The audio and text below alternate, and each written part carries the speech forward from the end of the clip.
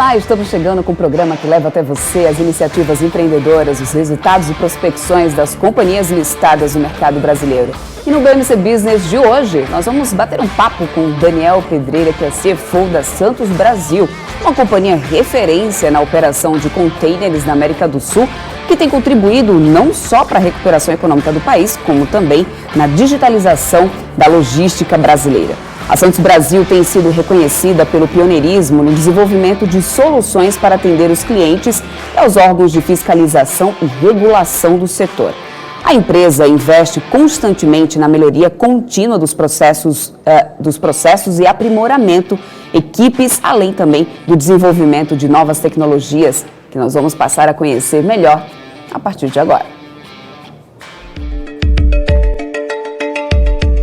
A Santos Brasil foi criada em 1997 e é uma empresa de operação portuária que opera 5 terminais marítimos e 3 terminais de contêineres.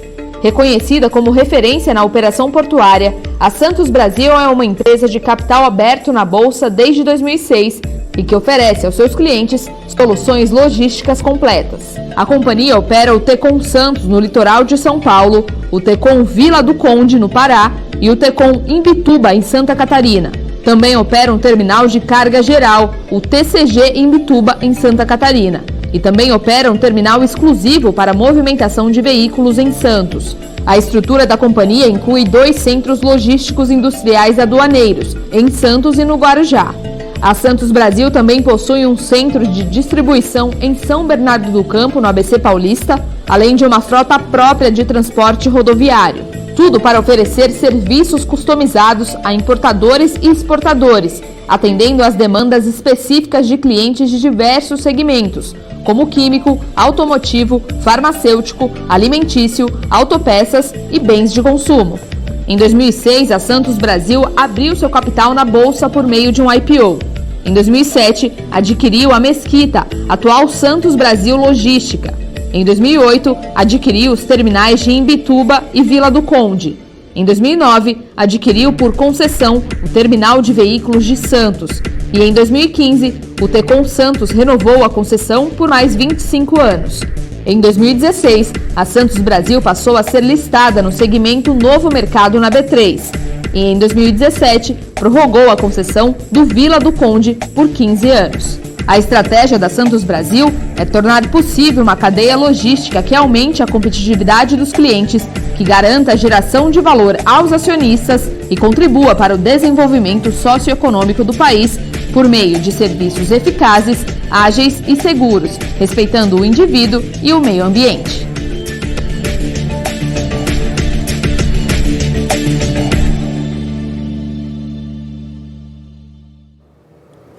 É isso aí, a gente vai falar mais ainda aqui de Santos Brasil com o Daniel Pedreira, que é o CFO, né, da companhia, mas antes eu quero trazer o Alex André, que você já conhece, especialista de investimentos e meu parceiro de todas as tardes aqui no BMC Business. E aí, Alex, pronto para começar a semana aí, já falando aí desse setor, que está contribuindo bastante, claro, né, com a recuperação da economia do país e também com essa reabertura aí, né, de todos os setores, exportação, varejo, indústria, tudo isso tem girado bastante aí com esse setor de logística, né? É isso mesmo, Débora. Se a gente está falando, né, basicamente de importações e exportações, a gente está falando também no cenário macro, né, numa leitura de PIB, né, ou seja, crescimento do Brasil, né, ou seja, de tudo o que acontece aqui no Brasil, tanto de exportações, né, e também de importações e exportações. E também, né, hoje a gente está até ouvindo aqui as principais falas, né, também do presidente do Banco Central, né, Roberto Campos Neto, falando que no segundo semestre o PIB pode ser revisado para cima, e também algumas instituições, né, como hoje, até o BNB Paribas também revisou para cima as expectativas do PIB brasileiro. Ou seja, as expectativas são de cada vez mais que a vacinação avance, né, ou seja, a retomada dos negócios também fique cada vez mais saudável, e a Santos Brasil surfe, né, nessa questão de logística, tanto nas exportações, e a gente também vê, né, os principais indicadores, né, como evolução mensal de contêineres, né, um indicativo aí de ano contra ano, que a gente também vai falar um pouquinho mais com a companhia também, para saber um pouquinho mais das perspectivas e também o que aconteceu no passado e qual que vai ser a leitura daqui para frente, para entender um pouco mais dessa retomada econômica aqui no Brasil, né, Débora? Exatamente, Alex. Também vamos trazer mais resultados dessa temporada de balanços, né? Sempre também explorando os setores para que vocês possam conhecer mais os cases que temos hoje aqui na Bolsa Brasileira. Mas antes, para poder entender melhor aí os números da Santos Brasil, saber mais sobre os próximos passos da companhia, vamos conversar ao vivo com o Daniel Pedreira, que é CFO, né, da Santos Brasil, já está aqui ao vivo com a gente. Eu já quero aqui agradecer, inclusive, pelo seu tempo, Daniel, por estar aqui conosco. Seja sempre muito bem-vindo aqui no BMC Business. Esse espaço aqui é justamente para a gente conseguir estreitar os laços aí das companhias com os investidores. Então, quero que esse papo seja bastante produtivo aí. Seja bem-vindo. Obrigado, Débora. Espero que meu áudio esteja bom.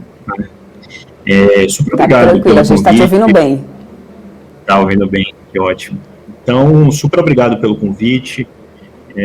Acho que vai ser super interessante aqui poder conversar um pouco sobre a Santos Brasil, o que é a Santos Brasil, nossos negócios, apesar aqui da introdução ter sido super completa. Então, vamos lá. Vamos lá.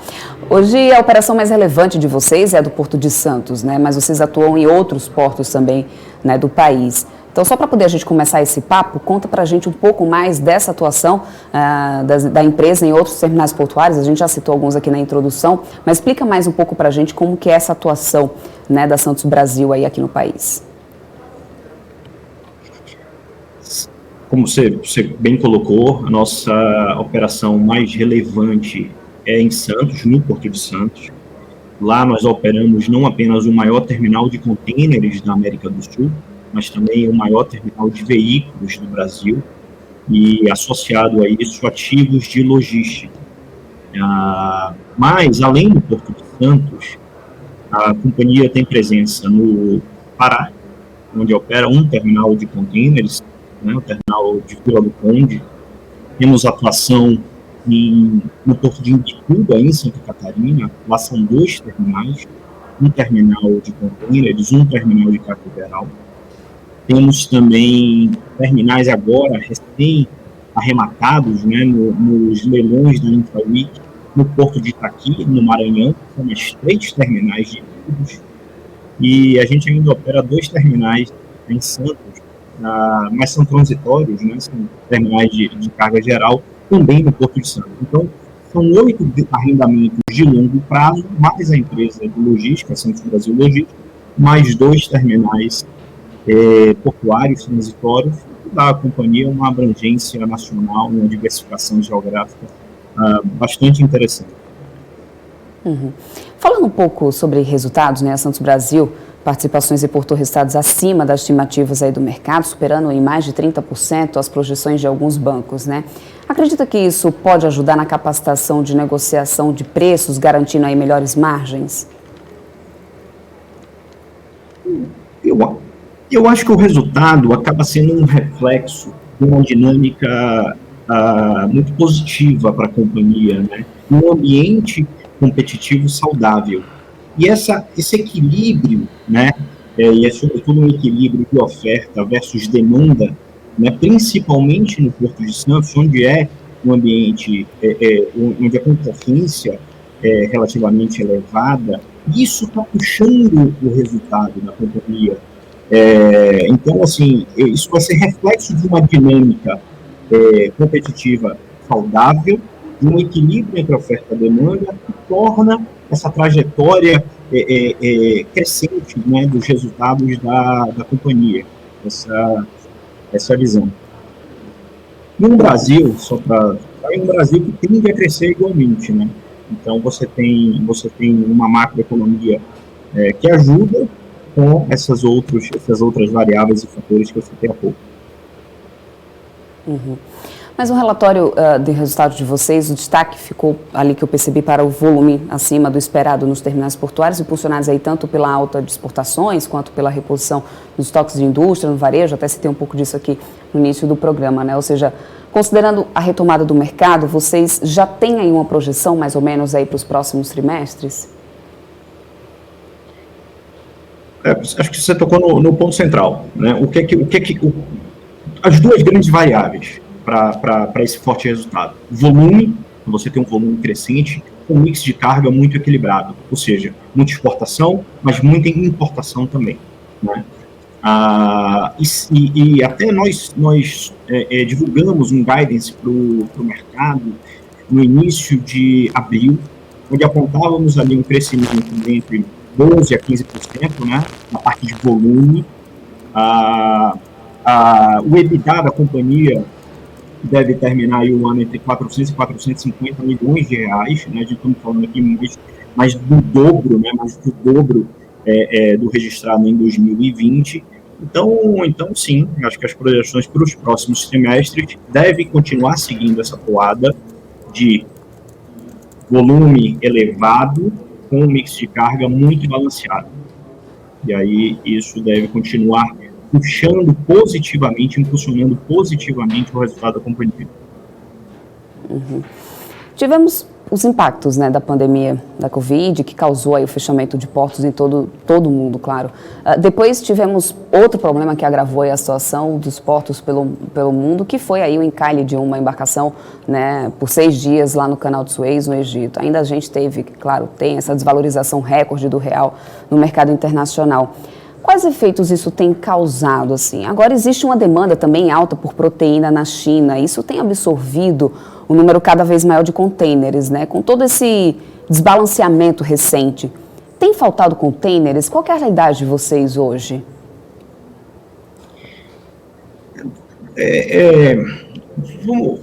Vou tentar quebrar a pergunta aqui e dar minha resposta por partes. Logo na pandemia, né, vamos pegar aqui um ano atrás. Você teve, no primeiro momento, um choque de oferta, né, principalmente em Wuhan, né, nas províncias industriais chinesas. Então, você teve um choque de oferta de produtos. O mundo ainda queria consumir, mas você tinha um choque de oferta. Depois, a China, de certa forma, regularizou isso, né, destravou os seus portos e essa cadeia logística começou a entrar assim, num modo mais equalizado, mais normalizado. Só que aí você passou a ter um choque de demanda no resto do mundo, né? As grandes economias, o Brasil inclusive, passaram a ter períodos mais agudos da pandemia. Então, tinha produção, mas não necessariamente demanda. Depois você teve um surto de muita demanda com alguma produção. Você precisa reposicionar esse fluxo de container, fazer reposicionamento de containers vazios, né? E aí sim, faltou em algumas rotas, tivemos um problema de reposicionamento de containers vazios. Esse é um pedaço da resposta. Eu te diria que isso está, de certa forma, equalizado. Não tem um problema aí, né, quando você pega as principais rotas do mundo, norte da Europa, China, Brasil, etc. Não tem um problema aí. Você está tendo, sim, alguns gargalos em rotas super trafegadas, como, por exemplo, China e Estados Unidos. Tá? É verdade. Mas nas nossas operações, esse não é o principal, não tem um gargalo. Não te diria que a gente sofre com esse gargalo. Nossa produção continua muito elevada, nossa produtividade nos terminais. Bom, vamos pegar o dólar. Olha que coisa interessante, o real está bem desvalorizado, verdade, frente ao dólar, mas as importações estão elevadas, né? O Brasil é um país que precisa de insumos importados para a sua indústria. Então, vamos pensar em autopeças, por exemplo, ou produtos químicos, né, de base para as indústrias, e por aí vai. Então, você tem, apesar do câmbio relativamente desvalorizado, você continua tendo uma importação muito elevada. Só no primeiro trimestre, ano contra ano, nossas importações em nosso principal terminal, o Tecon Santos, cresceram 30%. Né? Então, você tem um efeito câmbio, mas você tem também uma dinâmica da própria economia brasileira, que o fluxo de importação ele acaba acontecendo. O que você busca, o que ninguém gosta é da volatilidade, né? Você tem certeza cambial, um overshooting de câmbio. Onde é que o câmbio vai ficar parado? Isso causa um pouco, deixa todo mundo um pouco ressabiado. Mas quando o câmbio atinge ali um ponto de equilíbrio que o empresário mais ou menos entende onde é que está esse ponto, a importação ela acontece de qualquer jeito. Uhum. A gente, enfim, tem todo esse processo de recuperação da economia em andamento, né, que a gente sabe muito bem disso, mas que ainda está muito atrelado ao andamento da campanha de imunização do país. Então, falando agora de uma maneira mais generalizada, como que estão suas expectativas para esse setor logístico? Assim, você acha que isso ainda pode correr algum risco, né, de algum impacto, caso, né, já que a gente está tão atrelado a essa campanha de vacinação, a gente não vê isso no andamento tão acelerado por aqui, falta insumos, trava, volta. Como que você está vendo aí esse setor para os próximos meses e até o final do ano? Perspectiva positiva. Sim, a gente espera, todo mundo espera, né, uma plena recuperação da economia, uma retomada com a vacinação, mas a vacinação está acontecendo, né, pode não ser a campanha de imunização dos nossos sonhos, né, mas ela tá acontecendo. Então, só que a economia ela sempre dá passos, digamos assim, ela se move antes, né, desse ponto ótimo. Por que ela se move? Porque quando chegar esse ponto ótimo, você quer ter estoque, né? Você quer estar pronto para vender, né? Então todo mundo vai fazendo essa restocagem mais cedo do que esse ponto ótimo da retomada econômica. Esse é um ponto. E vamos pegar o setor logístico. Tem um negócio também interessante no segmento logístico, que é o e-commerce, né? O advento do e-commerce brasileiro, até estimulado, empurrado pela própria pandemia, que mudou a sua forma de consumo. Muita gente que não estava fazendo suas compras pelo e-commerce passaram a fazer. E o e-commerce chega como, né, na casa das pessoas? Chega, sobretudo, pela cadeia logística, pelos caminhões, pelos centros de distribuição, pelos recintos alfandegados, né, e por aí vai. Então, a perspectiva do setor logístico e dos nichos, dos segmentos que a Santos Brasil está inserida, eu vejo como positivo, é uma tendência positiva de recuperação. E os números têm corroborado. Uhum. Agora, falando um pouco sobre investimentos, né, eu vi que a Santos Brasil começou nesse mês de abril uma migração, né, do sistema operacional do terminal.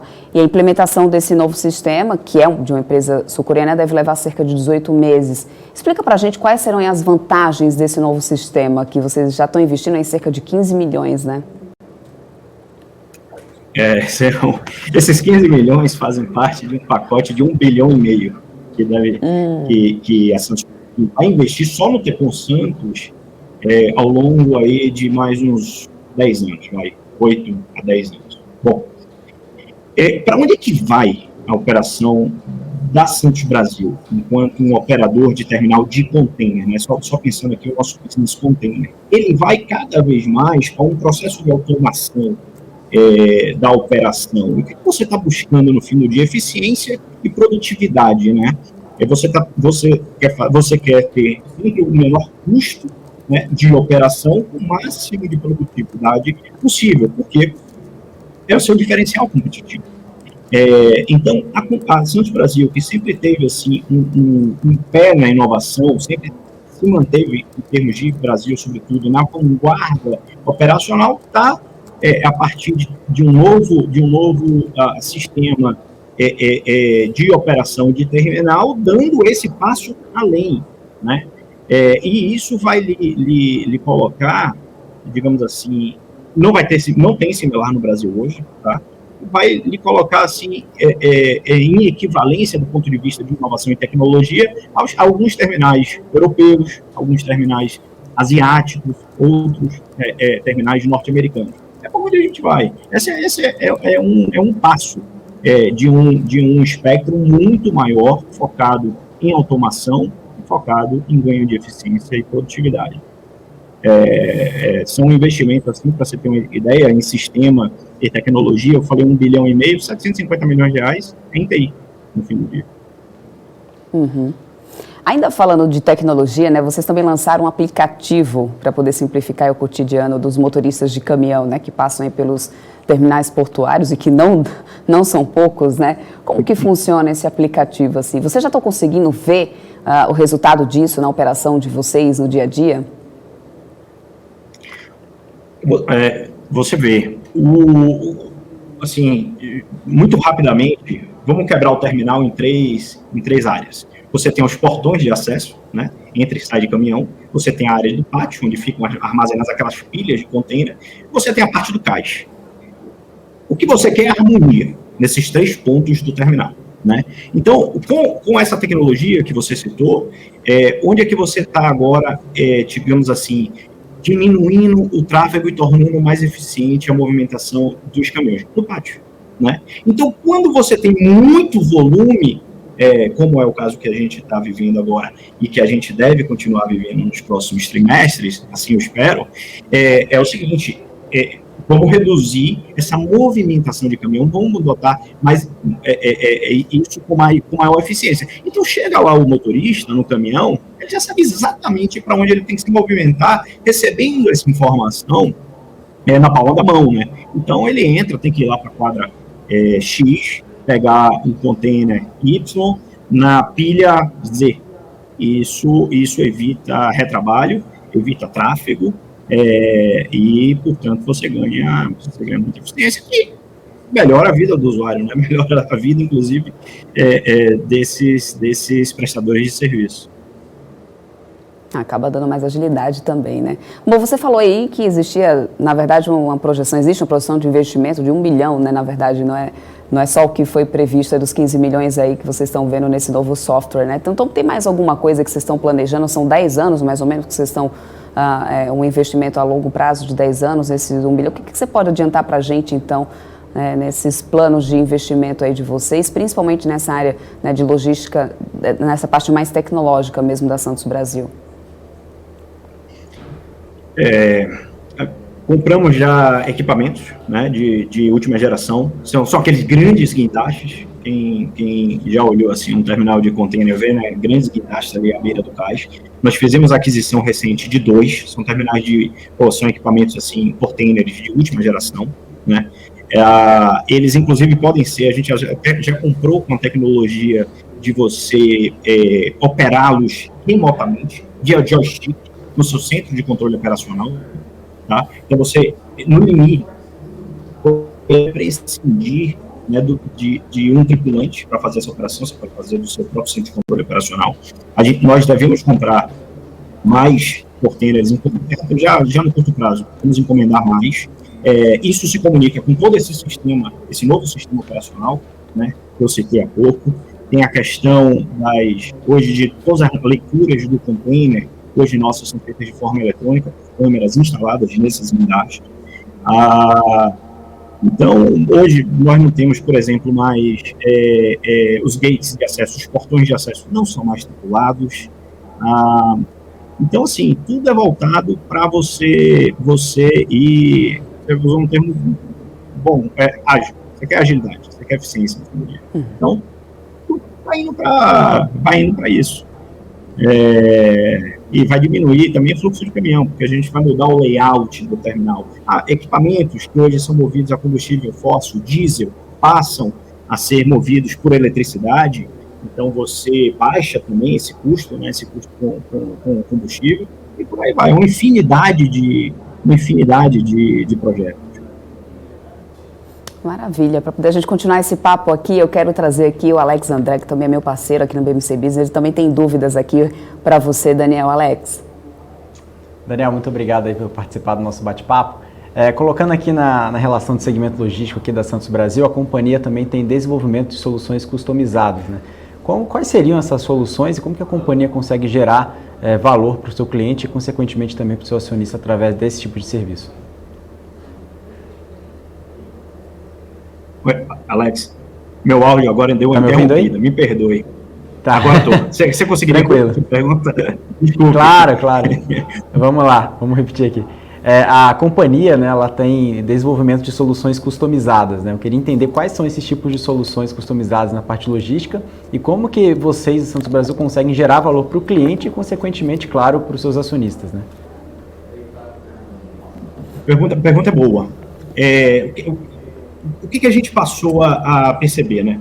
Você tem uma cadeia de suprimentos, uma cadeia logística no Brasil complicada. O mundo inteiro é complicada, no Brasil é complicada da mesma forma, né? A gente vai sempre achar um pouco mais, mas ela é complicada. Por quê? Porque você tem a questão do despacho aduaneiro, você tem o recolhimento dos impostos, aí você tem a armazenagem alfandegada, depois você tira aquilo, leva para o centro de distribuição, depois leva para o estoque do cliente, né? Depois distribui aquilo para os clientes do seu cliente, etc. Então você tem várias etapas nesse ciclo do supply chain, né? da cadeia de suprimentos.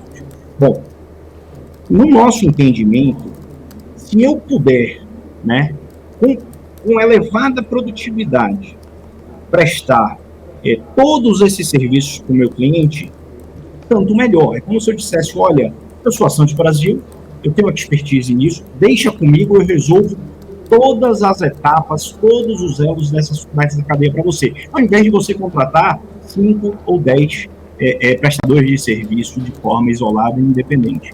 Isso é o que nós nos propomos com as soluções de logísticas customizadas. Então, para pegar um exemplo, a gente tem um grande cliente, que é um grande player do setor químico. A gente recebe o container dele no nosso terminal, nós armazenamos esse container, faz-se o desembaraço aduaneiro, a gente leva para o nosso centro de distribuição, a gente, nesse caso, até opera também um CD dentro da fábrica dele, no Santos Brasil, tá? A gente abre o container, desova, faz a gestão do estoque e entrega ao cliente final dele. Isso é uma solução customizada e isso traz muito benefício para os nossos clientes, né? Você encurta e traz confiabilidade na cadeia de suprimentos dos clientes da Santos Brasil. Muito obrigado, Daniel. Acho que ficou muito completa a pergunta. Débora, tem mais alguma coisa aí? Tem sim, eu já quero trazer inclusive aqui, o pessoal do chat aqui, tanto tem pergunta como tem elogios, eu preciso passar isso aqui para você inclusive, tá, Daniel? Tem o pessoal aqui já elogiando bastante a companhia. Olha, o Wagner Stutz, ele está dizendo assim, comprei Santos Brasil a 4,29, porque sempre vi uma empresa em expansão. Parabéns, CFO, tá parabenizando você. Inclusive, o Rui das Neves está dizendo aqui que tem na carteira Santos Brasil e segue firme com ela. O Davi aqui também está dizendo que acredita que a Santos Brasil vai se beneficiar bastante aí a curto prazo com a Ford, né, e seus planos aí de enviar milhares de carros para o Brasil depois de fechar as fábricas. A gente até pode falar sobre isso, né, se esse tipo de movimentação acaba beneficiando também companhias aí como a Santos Brasil. A gente pode falar mais um pouquinho sobre isso daqui a pouco, né? Aí tem o Ulisses aqui, que está dizendo, Ulisses Miguel, ele está dizendo assim, parabéns, Santos Brasil. Essa entrevista me deixa otimista para o nosso futuro. Vamos lá, olha aí. E aí tem o Jonas está perguntando assim, olá, a carteira de clientes é mais interno ou os maiores clientes são do exterior? E quanto à receita, é dolarizada? Tá. Olha, são 8 mil clientes. Então tem de tudo. Então... Mas não, tem muita empresa, tem muita multinacional, mas que tem suas filiais e subsidiárias no Brasil. Mas tem tanto empresas brasileiras, grandes exportadoras brasileiras, quanto grandes importadores instalados no Brasil e muitas subsidiárias multinacional. É bem diversificado, tá? A nossa carteira de clientes. Quando a gente pensa nos containers, né, cara? A parte já do CAIS, aquela receita que você faz com os chamados armadores, né, que são as empresas de transporte marítimo, essas são todas internacionais, à exceção da Login, né, que é uma empresa nacional que opera no setor de cabotagem. Em relação às receitas, elas não são dolarizadas, nossas receitas são oferidas em reais e nossos custos também são em reais. Então, digamos assim, nós não estamos expostos diretamente a nenhum risco cambial. Uhum. E essa movimentação, por exemplo, como eles levantaram aqui essa questão no chat, né? Às vezes a gente sabe que fechar uma fábrica aqui no Brasil pode realmente pesar, enfim, menos emprego e tudo mais, mas aí, por outro lado, a gente tem também, né, a importação aí de veículos, no caso, vindo agora para o Brasil, como no caso da Ford. Isso segue sendo um ponto positivo, então, para empresas como a Santos Brasil? Eu te diria que sim. Tá pensando só sobre uma perspectiva da empresa. Evidentemente que, como brasileiro, a gente prefere que tenha aqui indústrias que gerem emprego, claro, e rendas no mercado doméstico. Mas vamos pensar sobre uma perspectiva da Santos Brasil. Sim, eu te diria que beneficia. E por que beneficia? Porque, vou pegar a Ford aqui como exemplo.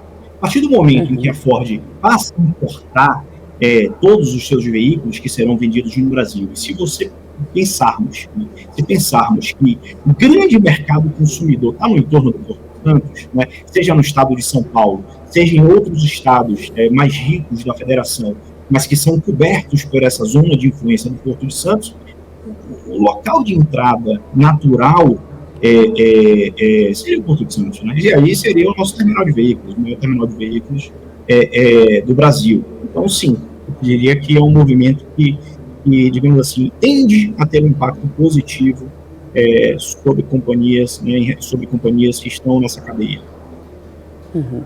Recentemente, uma live para uma revista de economia, o CEO de vocês, o Antônio Carlos, né, o Sepúlveda, ele falou que a Santos Brasil tem se preparado, né, está se preparando tanto para a diversificação quanto para a expansão da atuação da companhia, principalmente em setores desassistidos, né, e que tenham sinergia com as atuais operações da empresa.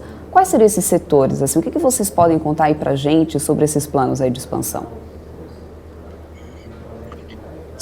Eu te diria que são 3 vetores de crescimento.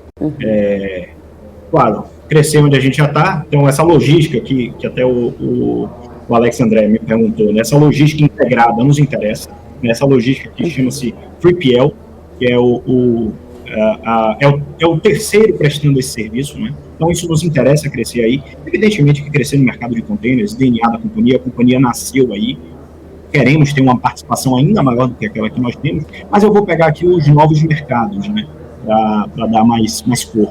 Nós decidimos entrar no setor de terminais de líquidos, né? A companhia foi talvez o principal player do setor portuário, o player mais ativo na InfraWeek. Foram colocados em leilão 5 terminais. Nós participamos de 4 leilões e arrematamos 3 terminais. São terminais de líquidos a granel, né? No Porto de Itaqui, como eu citei no início, o que a gente vai armazenar, né? Movimentar e armazenar lá? Sobretudo derivados de petróleo, né? Combustível. Então, esse é um setor que a gente vê assim, olha, tem gargalos de infraestrutura, gargalos que nós entendemos podemos resolver.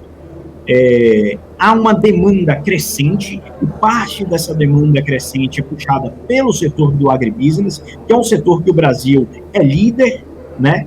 Tem vantagens competitivas e vantagens comparativas naturais, inclusive, então deve continuar crescendo, ter uma exposição a esse setor do agronegócio é muito interessante. E num mercado lá no norte, em Itaqui, que tem, assim, conexões rodoviárias e ferroviárias igualmente importantes. Então, esse é um mercado que a gente está indo. Tem problema de infraestrutura, a gente acha que pode resolver. Tem demanda crescente, a gente quer capturar, e dentro da nossa expertise, do nosso know-how, que é o setor portuário, né? Maravilha. Agora, puxando um pouco mais aí do cenário até político mesmo, né? Falando da questão de privatização, né, do Porto de Santos, que anunciou recentemente aí a sua autonomia para investimentos e que não precisará mais de recursos da União. Lembrando que até 2018, né, o Porto de Santos vinha trazendo prejuízo. E o Conselho de Programas, né, de parcerias, inclusive de investimentos da Presidência da República, já publicou no Diário Oficial da União da semana passada uma sugestão de privatização de 8 terminais portuários aí do país até o 2º trimestre do ano que vem. O que você acha de uma privatização nesse momento? Eu vejo com bons olhos. Eu acho que nós temos experiências muito bem-sucedidas com privatização no Brasil, né? E eu acho que o agente privado, ele sempre tende a operar com mais, digamos assim, racionalidade do que o agente público, porque o interesse dele é mais específico, né? Em fazer aquele negócio simplesmente funcionar, sem qualquer outro tipo de interferência ou interesse. Bom, então, em teoria, eu acho que o agente privado tem condições de operar ativos econômicos, empresariais, com mais eficiência, mais racionalidade econômica. Então, eu vejo com bons olhos. Eu acho que é um caminho acertado, em tese, para o Porto Porto de Santos e para as companhias docas, por que não privatizá-las? Claro que tem que se escolher o modelo adequado para tanto, né? Tem que se garantir o básico, segurança jurídica dos contratos futuros, mas também dos contratos atuais, dos contratos presentes, né? Preservando a rigidez dos atuais, a rigidez contratual, né? Dos atuais arrendatários.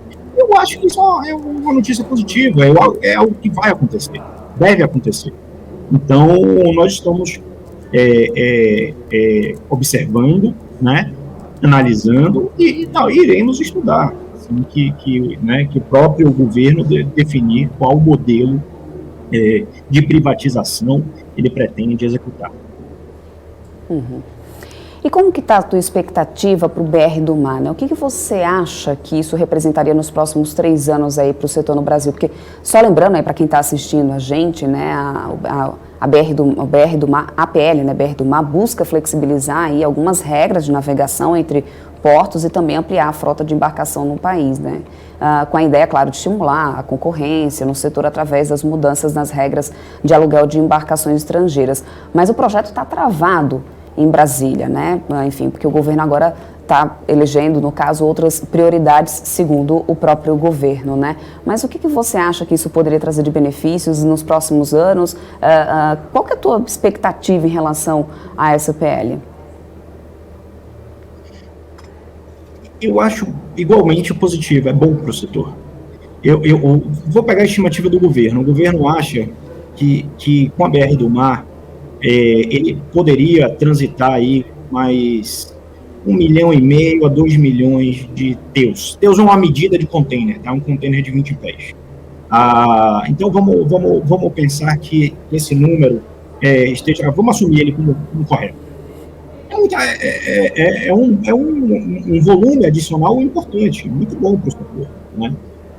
Estimular a cabotagem faz muito sentido no Brasil. Olha, nós temos uma costa oceânica litorânea gigantesca, nós temos rios navegáveis cortando o país inteiro, nós temos os grandes centros industriais próximos a portos. Então, assim, faz sentido a cabotagem se desenvolver e ser estimulada, impulsionada no Brasil, né?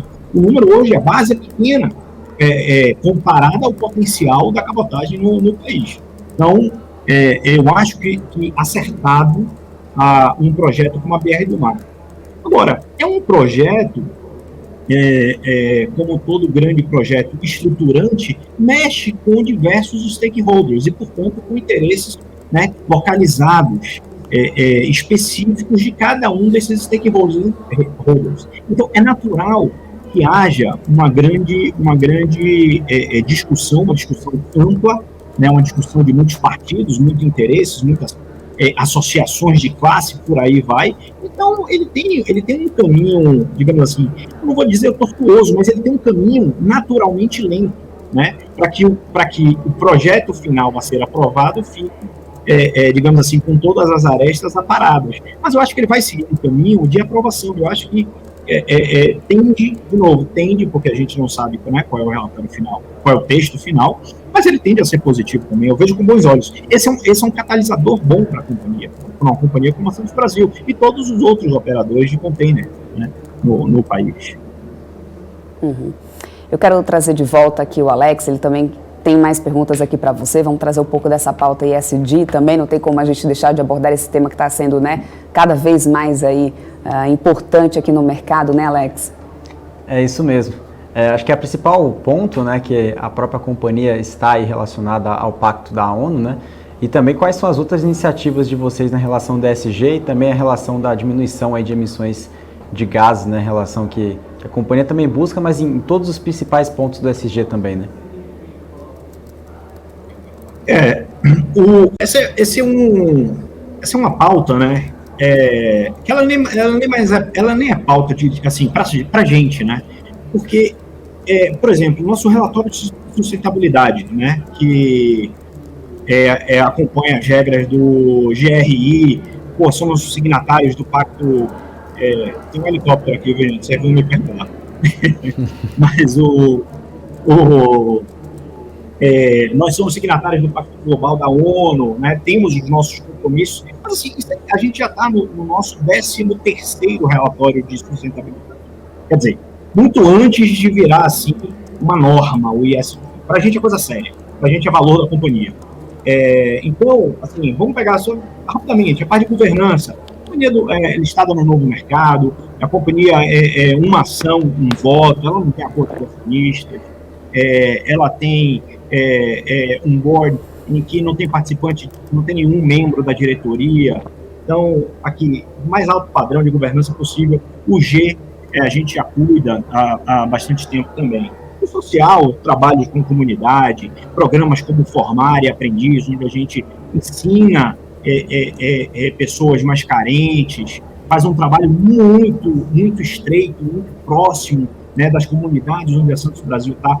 Ajudou muito, contribuiu muito, doou muito agora no período da pandemia. Bom, esse é o S, né, o social. E para eu pegar aqui um pouco do seu ponto, né, para ficar no meio ambiente, né, que é o E aí do ESG, nós temos assim, metas para até 2024. Queremos reduzir 15% a emissão de gases de efeito estufa, queremos reduzir 30% o nosso consumo de água, queremos reduzir 50% a nossa geração de resíduos. Isso tudo são compromissos, não são apenas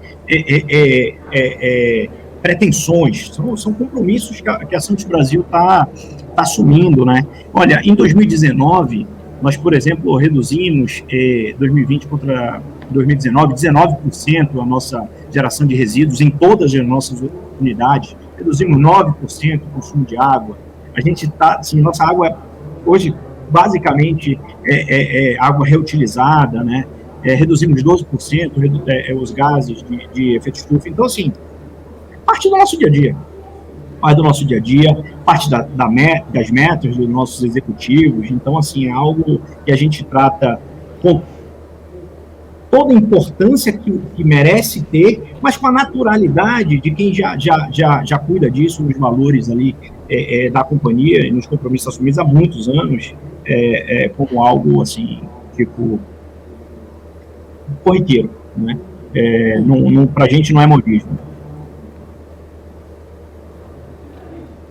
Maravilha, Daniel. Bom, eu quero muito agradecer a tua participação aqui no BMC Business. Quero dizer que você, a Santos Brasil, está sempre aqui de portas abertas com a gente. O BMC Business, ele nasce realmente com essa ideia, como eu te falei já, de estreitar os laços aqui, né, dos investidores com as companhias, para poder a gente conseguir com calma trazer um pouco mais, bater esse papo realmente, aí trazendo um pouco mais do que o óbvio, mais do que apenas somente os números, né, do que a gente tradicionalmente já vê na mídia, que às vezes nem representam, assim, não consegue passar realmente aquele determinado valor para o investidor. Então, assim, a ideia é bater esse papo sempre.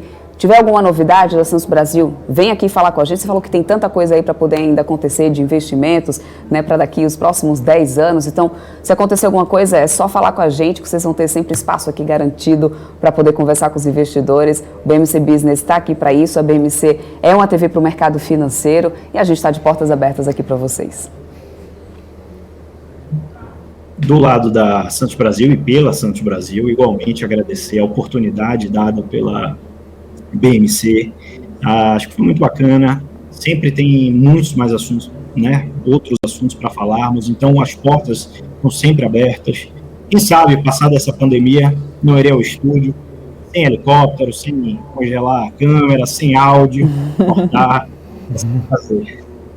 O convite já fica feito aqui, hein? Já fica feito aqui ao vivo, inclusive. Acho que você vai gostar bastante. Aqui nosso estúdio está lindo. Realmente será um prazer começar, né, a receber todo mundo aqui. Vai ser com certeza um prazer de todos nós. Se Deus quiser, quando tudo estiver resolvido aqui dessa pandemia, a gente está esperando ansiosamente por esse momento. Muito obrigada, então, Daniel. Até uma próxima. A gente aguarda vocês por aqui. Tá bom? Tchau, tchau. Até mais. Obrigado. Tchau, tchau. E antes de começar a falar dos resultados dessa temporada de balanço, hoje teremos resultados de BRF, Time for Fun e também de Lupatec por aqui. Vamos de mais notícias de mercado, que a Petrobras divulgou nessa manhã o lançamento do programa RefTop, que é o refino de classe mundial. O objetivo da estatal é estar entre as melhores companhias refinadoras de petróleo do mundo, de acordo com o comunicado. O programa consiste em um conjunto de iniciativas que buscam implementar as melhorias para elevar a eficiência e o desempenho operacional das refinarias que não fazem parte do grupo que será vendido pela empresa. Até 2025 serão investidos aproximadamente 300 milhões de dólares no refino, recursos que já estão incluídos nos 3,7 bilhões de dólares previstos para o período de 2021 até 2025. Bom, mas vamos lá, vamos voltar a falar, né, desses resultados aí da primeira temporada de balanços. Hoje, começando pela BR Foods, a gente viu aí que teve uma notícia, inclusive, na verdade já vinha ventilando essa notícia aí no mercado, né, Alex? Dessa junção aí da Marfrig comprar aí, teve aí a BR Foods teve 24,23%, se não estou enganada aqui, das ações ordinárias aí compradas pela Marfrig. A gente já vinha, quem acompanha aqui BMC, né, já sabe que a gente até vinha falando já isso aqui, conversamos bastante aqui com alguns analistas sobre isso, se isso ia acontecer realmente ou não, se era só boato, se não era. E aí isso aconteceu hoje, inclusive o Marcos Saravalho já comentou sobre isso aqui logo mais cedo. Mas aí vamos trazer esses resultados aí de BRF para poder tentar, né, entender como que foram os números da companhia e quem sabe aí ver, né, daqui para frente o que pode dar essa junção aí das duas, né? Vamos entender um pouquinho sobre isso, Débora. A participação, né, da Marfrig, né, pelo controlador Max Molina, é uma participação minoritária, né, e em torno aí, que você falou, em torno de 24%, 23%, eu disse o número correto. Mas a leitura da própria Marfrig, de acordo com o fato relevante, é que a própria companhia não vai ter uma atitude passiva, ou seja, não vai ter uma atitude mais ativa em relação a colocar alguém no conselho, querer mudar alguma coisa. É basicamente uma alternativa de diversificação de investimentos, né? Porque a Marfrig, né, está relacionada à proteína bovina e a BRF, né, como a gente vai comentar aqui os resultados do primeiro trimestre, são mais focados, né, na questão de suínos, também na parte de aves, ou seja, traz uma diversificação tanto geográfica, né, diversos outros países que a própria BRF atende, e também na questão de diversificação de proteínas, né. Então vamos para o resultado aqui da BRF, né, da Brasil Foods, para a gente entender um pouquinho mais qual foi a razão, né, do Marcos Molina colocar um pezinho ali, né, uma participação ali na BRF, né. Então a gente tem aqui o primeiro slide que traz aqui o desempenho e vantagens competitivas da BRF, né, da própria da Perdigão. Passando aqui no outro slide, a gente tem um resultado bem resiliente, como a companhia traz aqui, mesmo no cenário bem desafiador. Não só desafiador por causa da pandemia, mas desafiador por relação das commodities, ou seja, disponibilidade na relação de gado, né, aquela relação aqui também de proteínas ficando cada vez mais caras, né, relação da inflação. Então a gente traz aqui uma receita líquida crescendo em torno de 18%, né, em torno aqui um fluxo de caixa, né, basicamente aqui, uma receita líquida de 10 bilhões de reais, 10,5 bilhões de reais e um fluxo de caixa de 707 milhões de reais. Uma alavancagem, né, basicamente a gente mede aqui pela dívida líquida por EBITDA de 2,96 vezes e o prazo médio da dívida de 9,7 anos, tá? O lucro líquido em torno aqui de 22 milhões, revertendo o prejuízo de 38 milhões no primeiro trimestre de 2020 e já o EBITDA na geração de caixa de 1,2 bilhões de reais, uma queda de 1,4% ano contra ano, tá? No próximo slide, a gente traz aqui a relação da margem EBITDA sustentável, aí, dada a austeridade dos gastos e despesas. Então, a relação do aumento de insumos, a companhia fez a diminuição de gastos e despesas para ter a lucratividade e rentabilidade num patamar saudável. Então, a gente tem aqui, né, a relação do EBITDA, né, chegando aqui a 1,2 bilhões, e também a gente vê a margem EBITDA caindo em torno de 13,8% para 12,2%, e a margem EBITDA, tirando o Covid, né, ficaria em torno de 12,4%, né, 12,4%. O lucro bruto é a margem bruta, né, a gente tem aqui principalmente o lucro bruto chegando um pouco mais de 2 bilhões de reais, com uma margem que saiu de 25,2% para 20,7%, que vem se recuperando desde o patamar mais grave do Covid, que é o segundo trimestre de 2020. Né? Então a gente vê aqui os indicadores também ficando melhores do que o ano passado. Aqui no próximo gráfico a gente tem aqui a vantagem competitiva comprovada, né, pelos suprimentos, a cadeia de supply chain, né, a logística, a eficiência operacional e tecnologia aplicada para garantir os custos inferiores à indústria. Então a gente tem aqui os custos da Embrapa, né, os principais custos aqui dos setores, e também o preço consolidado da BRF ficando abaixo, né, da própria Embrapa. Então a gente tem aqui as margens de produto de frango, né, abaixo aqui da média histórica, e a margem do produtor de suíno também ficando aqui abaixo da média histórica também, tá? Tanto desses dois tipos de produtos, tanto o suíno e também tanto a parte de frango. Agora no próximo slide a gente traz aqui a inovação do portfólio da companhia, gerando um valor agregado. A gente tem aqui a evolução do valor agregado no Brasil, saltando aqui desde 2018, do primeiro trimestre, de 74,2% para 81,9%. E a receita de inovação no Brasil, em relação da receita total, saltou de 2,7% para 6,7% desde 2018 até o momento, no primeiro trimestre de 2021. E agora no próximo slide a gente traz aqui a liderança absoluta em todos os mercados, com uma estratégia multicanal que potencializa as marcas, né, como a Quali, a Sadia e a Perdigão, né, e também outras companhias que também estão relacionadas ao mercado asiático, como na Turquia. Teve uma participação lá no mercado turco em torno de 21,1%, um crescimento de meio ponto percentual versus o primeiro TRI de 2020. A Quali tem a preferência, né, no primeiro trimestre, ganhando aí 2,9 pontos percentuais, né, em relação ao quarto trimestre de 2020, um indicador 5 vezes maior que a segunda colocada. E também a Perdigão também tem a preferência em relação a um ganho, né, de 4,5 pontos, consolidando-se aí como a segunda marca em proteínas. E a Sadia, mantendo-a como a primeira marca preferida em proteínas, né, também ganhando em torno de 3,7% em relação ao quarto trimestre. Então mostra aí a liderança e também a preferência do consumidor em relação a novos produtos aqui da BRF, tá?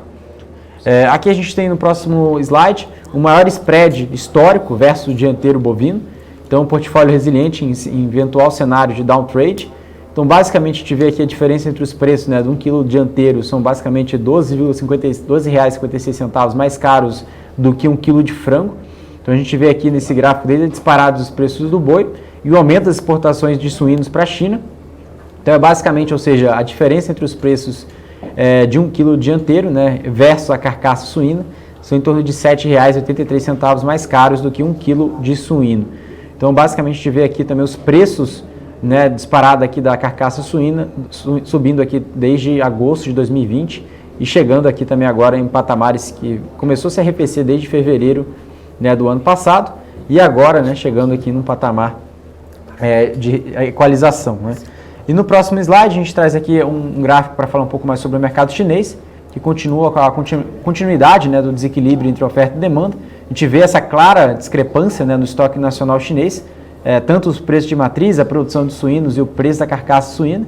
Então a gente tem aqui as fêmeas com baixa aptidão, né, ganhando margem em relação desde julho, agosto, setembro do ano passado, quando as matrizes eram a maior parte aqui do gráfico. E agora a gente vê aqui as fêmeas, né, com baixa aptidão ganhando forma e também a gente vê aqui o preço da carcaça suína também caindo, né, ou seja, chegando no ápice ali próximo no final de dezembro de 2019, também o começo do ano de 2020 e agora retornando aí para os níveis próximos ao começo ali do ano de 2019. E também a companhia, no próximo slide, a gente traz aqui para falar um pouquinho mais sobre essa notícia, que até a gente falou aqui na BMC News, né, que o governo saudita trouxe aí a suspensão, né, em relação aqui de alguns frigoríficos aqui no Brasil, e isso pode afetar a comercialização de frango in natura pelos exportadores a esse mercado. Então a própria agência reguladora, né, que traz aí em relação de alimentos lá na Arábia Saudita, notificou aí a OMC, né, a Organização Mundial do Comércio, a redução do prazo de validade de frangos in natura congelados e seus cortes de 1 ano para 3 meses.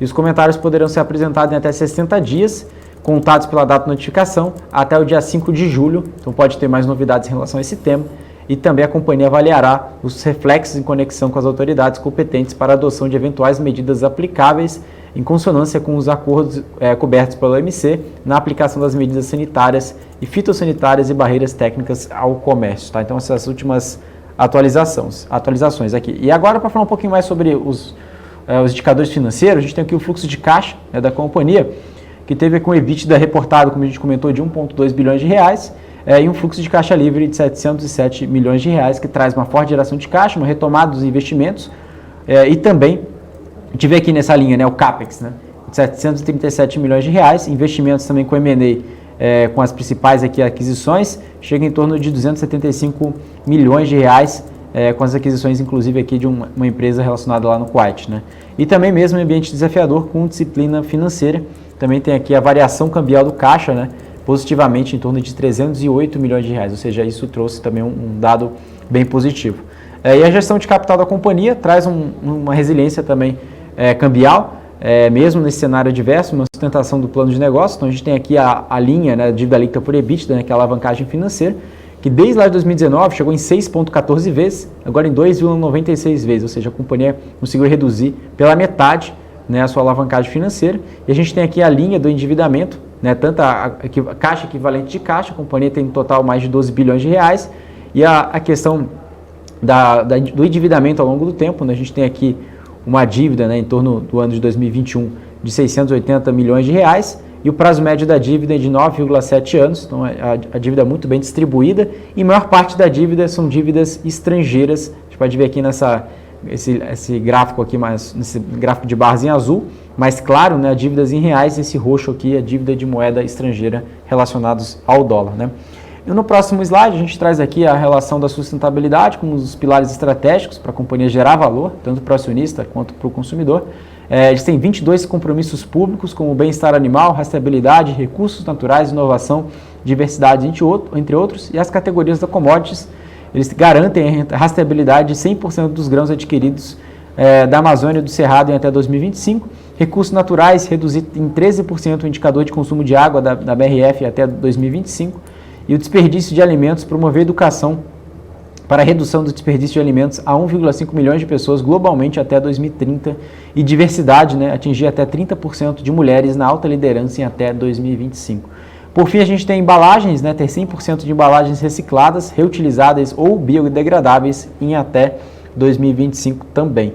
E falando das visões, né, da companhia nos próximos anos, a companhia tem a visão 2030, né, que são os primeiros avanços, né, como a criação da vice-presidência de novos negócios, liderada aí pelo Marcel, e também pratos prontos e suínos, né, ou seja, lançamentos realizados aí pelo novos produtos, né, como o Chef Stable, Perdigão e também a Sadia Especial, e também inovações de suínos de valor agregado com lançamentos realizados como a linha Suíno Fácil. Proteínas alternativas, como até a própria JBS, né, fez aquisição da Vivera recentemente, né, uma companhia europeia voltada à proteína vegetal. A companhia também traz um lançamento de frango vegetal em cubos e tiras e desfiado, e a linha vegetal com produção local aqui no Brasil. Parceria anunciada com a Aleph Farms para desenvolvimento de carne cultivada. Então são novas parcerias que a companhia vê nesse segmento. No próximo slide a gente também fala aqui de avanços, né, na linha PET. Ele traz a nova linha PET de snacks dentais para cachorros com a marca Balance e desenvolvimentos aí também para outras marcas. A omnicanalidade foca no desenvolvimento de expansão de canais digitais e relacionamento com o consumidor com a experiência física, traz o conceito de multicanalidade, junto com o mercado, traz um forte ritmo de crescimento, e o Mercado Sadia, que é o lançamento da segunda loja em Itajaí, Santa Catarina, planejada em inauguração em mais de 10 lojas no ano de 2021, já replicando aquele modelo como o da Swift, né, que a JBS faz. Tá? No próximo slide, a gente tem aqui no último slide da BR Foods, né, Brasil Foods, a gente traz aqui o desafios no curto prazo, não desvio a companhia no foco no longo prazo. Então, quais são as mensagens? Né? A companhia traz um foco em excelência e execução, disciplina de investimentos nas principais marcas, Qualy, Sadia e Perdigão. O Brasil traz uma defesa de rentabilidade com inovação e melhoria tanto de produtos quanto de canais. Na parte internacional, eles observam um upside adicional, tanto na China e tanto na Turquia, com o avanço da vacinação, gerando valor aí nas duas principais marcas, né, principalmente a Sadia também da Banvit. Menor impacto de hedge, investimentos também na Turquia, com a marca da Bardina, e também vantagens competitivas como gestão eficiente de grãos, eficiência operacional, marcas e inovação mitigam impactos adversos no curto prazo, e a geração de caixa muito relevante em momento adverso, e o menor gasto aí com relação ao Covid, comparando aí com o ano passado. Então, essas são as principais mensagens aqui, Débora, para falar um pouquinho mais sobre a Brasil Foods. É isso aí, que também agora, né, parte 23%, não é isso, Alex? Pouco mais de 23% pertence aí à Marfrig. Mas vamos lá, vamos bater um papo agora com o senhor Marco Saravalli, estrategista da Sara Invest, que está aqui já com a gente, para poder a gente falar mais um pouquinho sobre Santos Brasil, para poder saber um pouco da visão do Marco Saravalli. Aí foi o case que a gente trouxe aqui hoje no Business. Marco, a gente conversou com o Daniel, que é CFO lá da companhia, a gente conseguiu explorar bastante aqui, mas eu queria A tua visão aqui, Marco, para poder a gente trazer aqui para quem está assistindo a gente, a Santos Brasil teve um bom resultado nesse primeiro trimestre, né? Mesmo depois de tanto desbalanceamento, assim por dizer, né? Crise sanitária, encalhe no canal de Suez, câmbio, enfim. Acho que isso mostra a resiliência do case e capacidade de gerar margem para o acionista e talvez aí um bom momento para poder o investidor se posicionar e já pensando aí nos próximos passos, já que tem tanta coisa para acontecer. A gente tem aí talvez privatização do Porto de Santos, né? Temos aí também PL BR do Mar, que está travada lá em Brasília, mas também promete investimentos aí no setor que pode beneficiar. Como que você está vendo aí o setor e Santos Brasil? Uhum. Muito boa tarde, Débora, tudo bom? Tudo ótimo sempre, você é sempre bem-vindo aqui inclusive, tá? Bem melhor agora, né? Boa tarde a todos. A Santos Brasil, assim como outros players, né, outros segmentos de infraestrutura aqui no Brasil, de logística, a gente já vinha sinalizando desde o final do ano passado, inclusive várias companhias elas falaram que realmente ia ser uma recuperação mais parecida com um V, né, ou talvez um U. A gente teve realmente alguns trimestres bastante ruins, normal, né, mas esse talvez tenha sido um dos poucos setores que nunca parou. Então a gente realmente tem uma movimentação de cargas, né, de embalagens, a gente teve saúde o ano passado, então a gente não só a Santos Brasil, mas como o Login, por exemplo, né, então essas companhias do setor de logística, principalmente portuária, né, ou marítima, a gente foi acompanhando realmente um sinal de recuperação. Então, no caso principalmente da Santos Brasil, né, apesar de ser o nome, a origem, né, da companhia ser Santos Brasil, ela tem outros portos, atua em outros segmentos, né, mas a grande principal receita dela continua vindo da parte de porto, né, daqui em São Paulo, e realmente a gente está vendo, o quarto trimestre já sinalizou uma boa recuperação e o primeiro trimestre praticamente foi uma consequência, né, realmente um reaquecimento do nosso comércio internacional, né? Lógico que na nossa visão BR do Mar e todos os outros indicadores são upsides adicionais que não estão no preço da companhia ainda, né? Podem ser realmente gerar valor, né, para a companhia, também para os acionistas do setor como um todo, mas só da recuperação operacional, né, e como a gente diz, tem um indicador em finanças que diz alavancagem operacional, o crescimento de receita tem sido muito bom, tanto por preço como para volumes, ou seja, os volumes, né, transacionados estão aumentando, ou seja, está chegando mais carga, está saindo mais carga, mas também os preços estão melhorando, né? Os preços estão sendo melhores negociados, inclusive esse é um dos fatores também que impulsionou a receita, mas mais do que isso, esses cases, eles são cases que a gente chama de alavancagem operacional, quando a receita cresce 10, 20%, o EBITDA cresce 40, 50% e o lucro pode crescer muito mais do que a geração de caixa. Então, isso é muito bom para o acionista que está se antecipando, né, e realmente a gente está vendo essa evolução, seja na Santos Brasil, seja no Porto de Santos como um todo, seja nos principais portos do país. Então, a gente só espera realmente a evolução desses números. Quarto trimestre já foi publicado, primeiro trimestre melhor do que o quarto trimestre e sucessivamente, ou seja, o segundo trimestre também deve ser fortes e acima dos números apresentados no primeiro trimestre, né? Maravilha. Vamos falar um pouquinho de BR Foods. Aliás, o Alex acabou de trazer esses números, né? Quem estava assistindo aqui a BMC News desde mais cedo, viu que o Marcos também já comentou, né, sobre isso aqui mais cedo, né, dessa aquisição aí. Não é nem de resultado que eu queria abordar, mas essa aquisição aí pela Marfrig, né? Há um tempo já tinha esse rumor circulando aqui no mercado, né? E aparentemente o mercado não recebeu muito bem essa notícia hoje, né, Marco? O papel não saiu aí das maiores quedas do dia depois dessa notícia, né? O que você acha que está acontecendo assim? Por que você acha que o mercado não recebeu isso muito bem? Né? O que significa isso para a BR Foods? Bom, assim, apesar da reação negativa do mercado, é difícil medir. Né? Eu acho que o mercado, na verdade, ele exagerou na sexta-feira, no final da semana passada, com a alta, né? Esperando que poderia ser algo realmente transformacional, que realmente mudasse a companhia. Mas a gente tem que pensar o seguinte, se a Marfrig está comprando só um pedaço como investimento, né, a gente não vai ter nem sinergias geradas dessa aquisição, em torno de 20%, né, das ações da Brasil Foods, O que o acionista da Brasil Foods vai ganhar tendo um novo acionista, né? Um novo grande acionista? Não vai ganhar nada. A gente não justifica a ação subir 10, 20, 30% em poucos dias. Então o mercado praticamente está devolvendo porque realmente não justifica. Era só a força compradora de alguém muito grande comprando no mercado que acabou impulsionando as ações. Essa é a minha leitura, ou seja, a gente não tem sinergias, a gente não tem ganho de escala, a gente não tem produtos e a princípio, enquanto não tiver realmente uma participação no controle, na diretoria, realmente, for só uma participação de investimento, né, é como se fosse, por exemplo, a Previ, que vendeu a parte dela, ela realmente não traz, ela pode trazer algum benefício, participar do conselho, mas você não tem um ganho de sinergia, ou seja, você não gera necessariamente valor, né, para o acionista essa aquisição.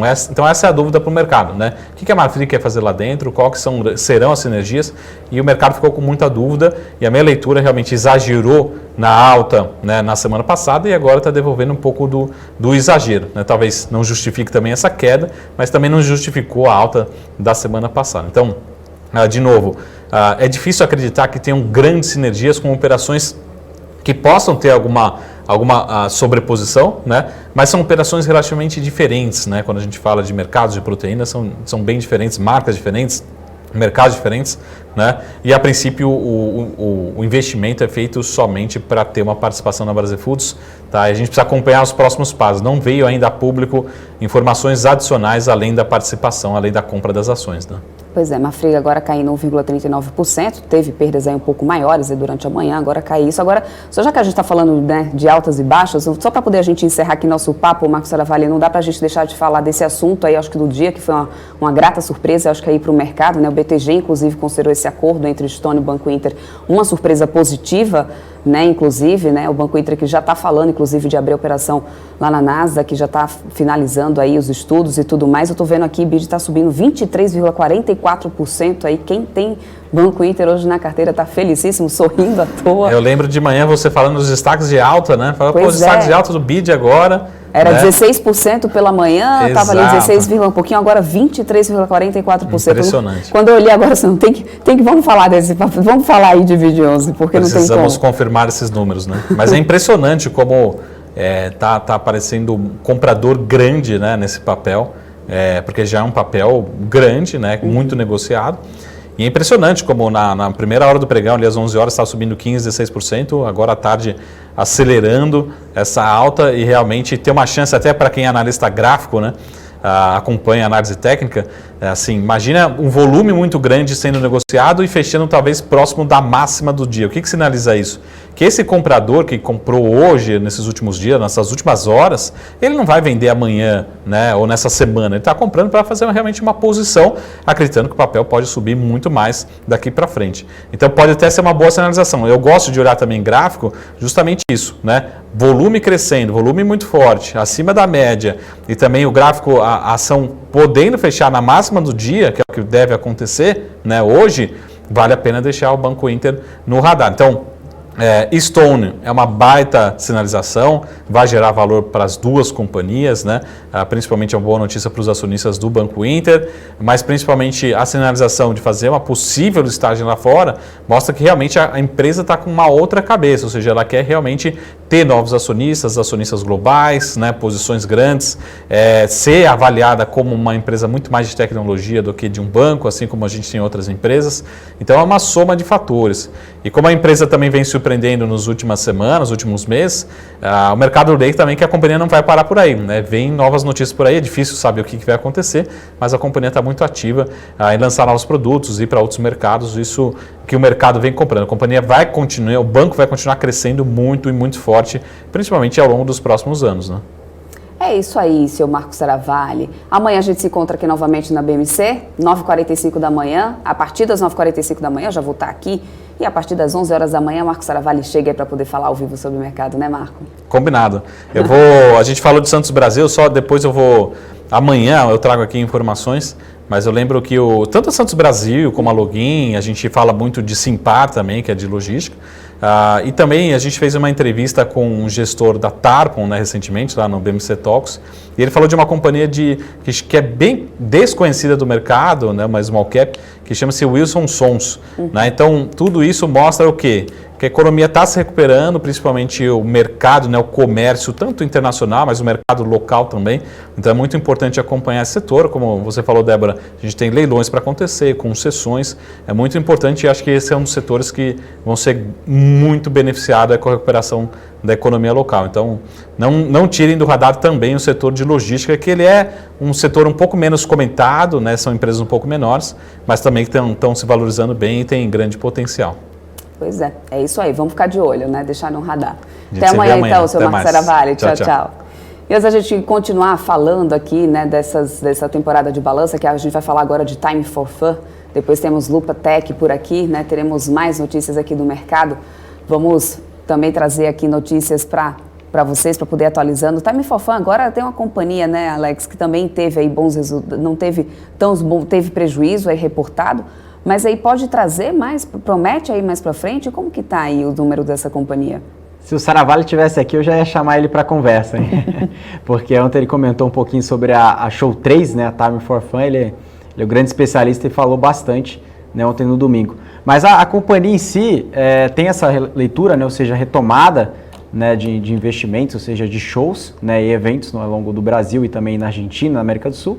Mas o que a gente está vendo, né? Ou seja, a gente está vendo concorrentes, né, os players do mercado, tanto aqui na Europa quanto também nos Estados Unidos, que já vão sendo antecipando nessa leitura de retomada econômica. Claro que a vacinação, a retomada é diferente, né? Ou seja, está sendo mais avançada, mas aqui no Brasil é basicamente isso, né? Ou seja, a companhia está cada vez mais confiante, a companhia ainda é caixa líquida, ou seja, ela tem mais caixa do que dívida, isso coloca a companhia num patamar mais confortável, mais saudável, e a gente vê aqui também uma redução do G&A, né? Um gasto geral administrativo também muito forte, que traz uma questão da companhia manter aí uma austeridade dos seus custos, né? Dos seus gastos. Então, vou colocar aqui os destaques, né, no próximo slide. A gente traz aqui que a companhia, no mês de março, né, eles completaram um ano sem poder promover os conteúdos por conta das restrições, por causa dos impactos da pandemia, ou seja, eles ficaram um ano sem promover nenhum tipo de evento, né? Frente às implementações de ações tempestivas para mitigar os efeitos da pandemia. E nos highlights aqui do trimestre, eles colocaram que a companhia teve um aumento de 3,1 milhões de reais no caixa bruto e 16,6 milhões de reais no líquido. Uma redução de 34% do SG&A em relação ao primeiro trimestre de 2020, o encerramento da operação da Casa de Espetáculos em São Paulo, o cancelamento de 2 shows da cantora Taylor Swift e também o adiamento do Lollapalooza para março de 2022. E também tem a redição da Lei de 14.046 de 2020, né, que também a gente pode comentar um pouquinho mais sobre isso ao longo dos próximos slides. Agora, no próximo slide aqui, o desempenho operacional e financeiro, a gente vê aqui o número de eventos, né, lembrando que pelo trimestre de 2020 eram 11 eventos, agora nesse ano 0, né, ou seja, a companhia teve uma queda, isso é natural, né, por causa da pandemia, então a companhia não teve nenhum show, e a quantidade de ingressos também, né, tanto na música ao vivo, também família e teatro, também zerados. Né, a gente traz aqui a receita líquida, né, caindo também muito forte, claro, em relação à promoção de eventos, que basicamente ficou no 0 a 0, mas a operação de bilheteria, né, e também de outros segmentos relacionados a isso, né, a vendas, ficou em torno de 2,3 milhões de reais e patrocínios, né, na ordem de 100 mil reais, né, bem menor, né, uma queda de 92% relacionada ao nível pré-Covid, que é o primeiro trimestre de 2020. E aqui a gente tem um lucro bruto, né, também caindo muito forte, ficando negativo, né, agora de 300 mil reais, né, 0,3 milhões. O SG&A, que é interessante, né, ou seja, a companhia vem reduzindo gastos desde o quarto trimestre de 2019, a gente vê aqui chegando a 10,6 milhões de reais, no mesmo patamar do quarto tri, uma queda de 58%. E aqui, comparando o primeiro trimestre de 2020 com o primeiro trimestre de 2021, a gente vê uma queda de 34% do SG&A, que são gastos gerais e administrativos. O desempenho operacional e financeiro, a gente vê aqui o EBITDA, tanto o ajustado quanto o EBITDA, né, negativo, ou seja, a companhia não gerando valor, ou seja, a companhia está gastando caixa, basicamente ela não está tendo eventos, ou seja, se ela não tem eventos, não consegue gerar caixa, e ao mesmo tempo a gente vê aqui uma queda, né, de mais de 142%, né, negativo em 12,2 milhões de reais. Né. Um acordo também, um resultado de acordo em condenações e provisões para contingências em torno de 2,3 milhões de reais, que é um ajuste, né, que a companhia fez. Ela teve uma baixa do ativo referente ao encerramento da operação da Casa do Espetáculo em São Paulo, de 2,5 milhões de reais, que deu um ganho de 0,2 milhões, ou seja, 200 mil reais. Né? No próximo slide, a gente traz aqui o desempenho operacional e financeiro, tanto da receita financeira despesas, né, as despesas aumentando basicamente 1,5%, a variação cambial monetária subindo 0,3%, praticamente no 0 a 0, e a receita financeira caindo 0,2%. A gente dá um resultado financeiro líquido de um ganho de 1,5%, né, chegando aqui um negativo de 2,1 milhões de reais. Né. No próximo slide a gente traz aqui também o desempenho operacional e financeiro, né, acho que eu estou repetindo aqui, só para a gente colocar aqui no próximo slide. Vamos falar aqui do desempenho operacional e financeiro, que é o fluxo de caixa e o caixa líquido, né? Isso que é interessante, ou seja, a companhia ela tem mais caixa do que a própria dívida dela, né? Então a gente tem aqui um relacionamento, tanto que a gente vê aqui os dados operacionais, investimentos, financiamento, variação cambial, e te traz aqui para o fluxo de caixa livre, né, atual, negativo em 9,8 milhões de reais, e também o caixa líquido, né, chegando aqui em mais de 74 milhões de reais, né, ou seja, superando aqui o quarto trimestre em 57 milhões de reais, e também o primeiro trimestre de 2020, né, que estava em torno de 58,9 milhões de reais. Então a companhia tem um caixa atual de 205 milhões de reais, em torno aí um ganho de 3% em relação ao quarto trimestre. E as perspectivas futuras, né, o que vai acontecer com a Time for Fun, né, nos próximos trimestres, né, no próximo ano, né? A companhia mantém um contato contínuo aí com os governos locais, contribuindo com a retomada da economia, assim como os agentes internacionais para recompor o pipeline de eventos tão logo enquanto eles tiverem essa possibilidade. E também aquela questão da pandemia, né, eles cancelaram os 2 shows da cantora Taylor Swift e também o adiamento do Lollapalooza para março de 2022. E no hemisfério norte, eles observaram uma série de eventos agendados a partir do terceiro trimestre desse ano, com ingressos esgotados por pouco tempo após a abertura das vendas, evidenciando a demanda reprimida por entretenimento ao vivo em todo o mundo. Então, uma das maiores empresas nos Estados Unidos, que é a Live Nation, né, que até o próprio Marcos Saravalho comentou, que é nos Estados Unidos, está listada lá em bolsa, dá para comentar também, ela tem até investimentos aqui no Brasil, e a GL Events, né, uma companhia europeia, né, listada na Bolsa de Paris, que também iria investir aqui, tem uma matéria até ao longo desse ano, né, que ia investir também no AMB, aqui em São Paulo, em torno de 1 bilhão de reais. Então, as empresas não estão esperando a pandemia acabar para promover os investimentos, ou seja, as companhias de entretenimento já estão começando a olhar para frente, né, ou seja, a retomada de vacinação, e já investindo agora, observando um cenário mais favorável ao longo dos próximos trimestres. E aqui também, no próximo slide, a companhia acredita na retomada de negócios baseados nos 5 pilares, como o aumento do ritmo de vacinação, que terá reflexos positivos para a indústria, né, de shows e eventos, indicativos claros de uma forte demanda reprimida, ou seja, as pessoas não vejam a hora, né, de ir num show, né, de participar de um evento, enfim. Então, isso também traz um indicativo muito claro. E também, claro, agora, no momento, a companhia foca também no controle de gastos, na preservação do caixa durante a pandemia, isso é claro, na companhia caixa líquido, e a apreciação do real favorece o nosso negócio, né, ou seja, o negócio da Show 3. Então, se o real ele ganha participação, ou seja, ele ganha força ante o dólar, isso também a companhia é bem beneficiada, Débora. Então, esses são os indicativos aqui, os dados aqui da Show 3, e eu sei que também você está doida aí para participar também de um show, né, Débora? Olha, Alex, para falar bem a verdade, eu te digo que eu nem lembro mais como era isso, hein? Tá difícil, hein? Mas vamos lá, vamos torcer para que tudo consiga voltar, né, à normalidade o quanto antes. Mas vamos lá, antes da gente conseguir falar de Lupatec, né, uma última notícia é que Lojas Marisa informou que recebeu autorização do Banco Central para alterar a denominação social da sua instituição de pagamentos controlada pela M Pagamentos S.A. e Crédito. Financiamento e investimento, dando assim início ao processo de reestruturação da área de serviços financeiros da varejista de moda. Além de simplificar a estrutura societária e operacional das unidades responsáveis pela operação dos produtos financeiros da empresa, a medida vai resultar na criação de uma nova identidade visual e denominação para a área que vai passar a se chamar M-Bank Marisa. É isso aí. Mais uma novidade aí para Lojas Marisa, que a gente também vai continuar acompanhando por aqui. E para poder a gente encerrar esses resultados aí, esses detalhes aí que a gente tem cada dia aí, né, Alex trazendo com mais detalhes aí das companhias, hoje temos Lupatec para encerrar esse BMC Business de hoje. Lupatec que encerrou o primeiro trimestre de 2021 com prejuízo líquido de 42,7 bilhões, mas uma receita líquida da companhia cresceu 33% na comparação com o mesmo período do ano passado, né, Alex?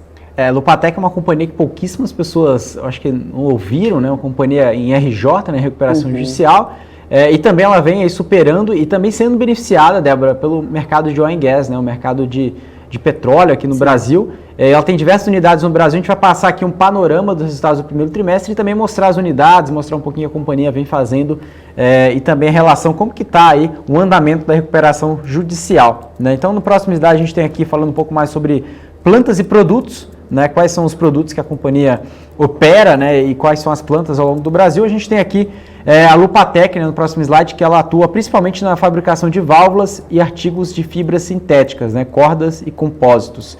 Então ela tem um portfólio diversificado, maior fabricante de válvulas para oil and gas e indústria em geral da América Latina, ou seja, o maior player de válvulas para oil and gas, pioneira e líder em cabos de ancoragem de poliéster para águas profundas, ou seja, sendo beneficiado principalmente aqui em Petrobras, peças técnicas especiais em material composto, fundição de precisão por microfusão e ferramentas para poços de petróleo, né? Então aqui a gente tem dois segmentos, né? A parte de metal mecânica, que engloba aí a parte de válvulas, ferramenta de petróleo, a manufatura por contrato e também outros setores como válvula e fundição. Fibra sintética como cabo de ancoragem, tubos e postes e também cabos sintéticos para outros setores sem ser oil and gas, também na parte de energia. Aqui a gente tem um portfólio de produtos, né? Tem algumas fotos, né? Como válvulas, enfim, também as cordas, dá para entender o que a própria Lupatec faz, né? Ou seja, dá para entender, tangibilizar o que a companhia faz aqui para o setor de oil and gas, né? No próximo slide, a gente tem aqui para falar um pouquinho mais sobre as unidades industriais, né? A companhia ela tem unidades tanto em São Paulo, Rio Grande do Sul e também na Bahia. No Rio Grande do Sul, né, ela tem unidades aí, tubulares e materiais compostos, assim como na Bahia. Em São Paulo, ela tem unidade de válvulas de oil and gas e também materiais para oil and gas. No Sul, ela tem unidades tanto de fundição, cabos de ancoragem e também válvulas industriais, tá? Então, ao total, aí, a companhia tem diversas subsidiárias, né? Como aqui a Lupatec Tech Val, Lupatec Ropes, né? Tem várias aqui, Fiberware, também tem várias unidades que a companhia tem, principalmente em São Paulo, 1 unidade, 5 unidades na Bahia e também a companhia aqui também tem 9 unidades no Rio Grande do Sul, tá? Muito forte por lá. Então a gente tem aqui as principais plantas, né? A gente tem a Nova Odessa em São Paulo, que é as válvulas de oil and gas, que ela é a única fábrica que ela tem em São Paulo, ali na rodovia Anguera, no próximo slide aí que a gente consegue acompanhar. No outro slide a gente vê aqui de Veranópolis, né, Rio Grande do Sul, que são as válvulas industriais, então aqui a gente tem a planta, também a foto aqui da planta. No próximo slide a gente tem aqui também uma foto para entender um pouco mais o que é a fundição por microfusão, né? São essas peças aqui que são feitas também pela Lupatec. E no próximo slide a gente tem aqui a planta de São Leopoldo, né, a Lupatec Ropes. Acho que São Leopoldo, para quem investe em ações, também sabe que está localizada também a fábrica da Taurus, tá? Então uma outra curiosidade também. Aqui a gente tem a planta Feliz, em Rio Grande do Sul, a planta de compósitos, né, no próximo slide. E agora, no próximo slide também a gente vai falar de receita operacional líquida, os resultados financeiros, né? Então, desde o Covid, né, como até marcaram aqui, no segundo trimestre, a companhia vem crescendo essa receita operacional líquida, que chegou agora em 19,1 milhões de reais, como a Débora comentou, crescendo 33% de ano contra ano, tá? Aqui, no próximo slide, a receita operacional líquida, somente válvulas e compósitos operaram no período. Então, a companhia, em 2021, eles retomaram vendas em tubos de revestimento. A planta de compósitos está concluída, a adaptação para a fabricação de postes de energia e a companhia tem um contrato de fornecimento de cabos para a Petrobras no valor de 82 milhões de reais, sem obrigação de compra, tá? E também, basicamente, um contrato de take or pay, né? Aqui a gente tem a receita líquida, né, tanto de produtos de válvulas e cabos e compósitos e também de serviços aí na parte de óleo, né? Então a gente vê aqui um resultado agora no primeiro trimestre, superando aqui 19 milhões de reais, em maior parte, né, que corresponde ao mercado de válvulas, né, de oil and gas, chegando a mais de 18 milhões de reais. Agora no próximo slide a gente traz aqui a carteira de pedidos e contratos, né? A companhia tem em 2021 22 milhões de reais de pedidos firmes em carteira e também 176 milhões de reais em contratos de válvulas e cabos de ancoragem sem obrigação de compra. A gente vê aí basicamente a carteira de pedidos firmes e contratos, né, o backlog crescendo 10 vezes em relação ao primeiro trimestre de 2020 em relação ao primeiro trimestre de 2021, chegando em mais de 128 milhões de reais, né, somando esses dois valores. Então a gente vê aqui a carteira de pedidos com ou sem obrigação de compra, né, a gente vê aqui desde 2018 crescendo muito forte, né, no patamar 16% acima do quarto trimestre de 2020. No próximo slide, a gente vê aqui a atração da demanda se sustenta apesar da pandemia, né, dessas incertezas, que traz um fortíssimo crescimento da demanda por cotações no segmento industrial, né, um crescimento de 73%, um arrefecimento devido aí ao aumento da pandemia, mas ainda assim o crescimento interanual foi de 19%, ou seja, 2020, né, no primeiro trimestre, foi de 100 volume, né, na base 100 aqui, no primeiro trimestre em torno de 100, agora em torno de 119, um crescimento de 19% de ano contra ano, né, o volume de cotações. E a rentabilidade sobre margem bruta, né, também a gente tem aqui lucro bruto dos produtos, no próximo slide, a gente vê aqui a margem bruta, né, saindo desde 2019, um patamar negativo, quando a gente pega aqui o primeiro trimestre de 2019, e no patamar positivo de margem bruta de 25,4%, mais abaixo do quarto trimestre, que retratou aqui 26,6%. Agora no lucro bruto, a gente vê também uma retomada muito forte, um crescimento de 24% de ano contra ano, chegando aqui de 4,8 milhões de reais. E a margem EBITDA no próximo slide dos produtos, a gente vê aqui uma margem EBITDA de 6%, metade aí comparado do trimestre passado, apesar da pressão dos custos, né, corrigida em março pelos reajustes contratuais, a margem EBITDA de produtos continuou positiva. Então a gente vê aqui ao longo do ano de 2020, esse patamar estava negativo, então mesmo com essa pressão de custo, a companhia conseguiu manter um patamar positivo, uma leitura muito boa, né? E aqui também, né, a gente traz aqui no próximo slide, para falar um pouquinho mais, né, sobre a liquidez. A companhia tem uma liquidez, né, total de caixa, equivalente de caixa de 21 milhões de reais, né, que permanece no mesmo nível do trimestre anterior, né, ou seja, basicamente ali flat. E agora no próximo slide a gente fala aqui de dois principais pontos. Primeiro, regularização, regularização tributária. Os CNDs são necessários para que a companhia opere regularmente fora do ambiente de RJ, onde existe dispensa legal. A nova lei de recuperação judicial introduziu dispositivos para facilitar a regularização de empresas RJ. Em abril de 2021, a companhia fez uso desses dispositivos para equacionar pendências e pacificar determinadas contingências judiciais, que dão desconto de até 70% em prazos de até 120 meses. Então a companhia ela tem um passivo reorganizado de 35 milhões de reais, sobre o qual oferiram reduções de 25 milhões de reais. Por ter sido um evento subsequente, os efeitos supra não são refletidos na demonstração financeira do primeiro trimestre. Tá? Então toda essa reorganização de dívida não está sendo refletida agora nesse primeiro trimestre, pela essa lei aqui que foi agora em abril de 2021. Tá? Provavelmente no próximo trimestre, no segundo, a gente vai começar a olhar um pouquinho mais sobre isso, né?